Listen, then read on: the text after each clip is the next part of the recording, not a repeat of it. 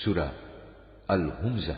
বিসমিল্লাহির রহমানির রহিম।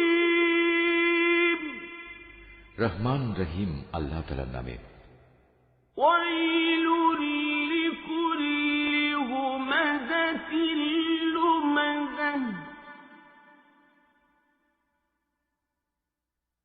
الذي جمع مالا وعدده يحسب أن ماله أخلده كلا لينبذن في الحطمة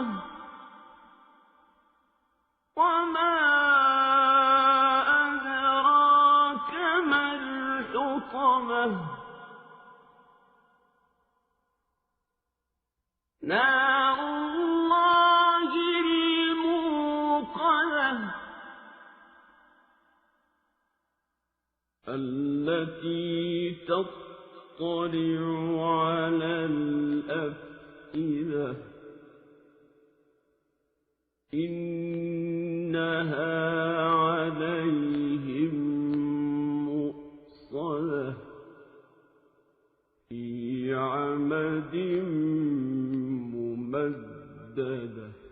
দুর্ভোগ রয়েছে এমন প্রত্যেক ব্যক্তির জন্য যে সামনে পেছনে মানুষদের নিন্দা করে, যে কাঁড়ি কাঁড়ি অর্থ জমা করে এবং যথাযথভাবে তা গুণে রাখে। সে মনে করে তার অর্থ তাকে এ দুনিয়ায় স্থায়ী করে রাখবে, বরং নির্ঘাত অল্প দিনের মধ্যেই সে চূর্ণ বিচূর্ণকারী আগুনে নিক্ষিপ্ত হবে। তুমি কি জানো বিচূর্ণকারী আগুন কেমন?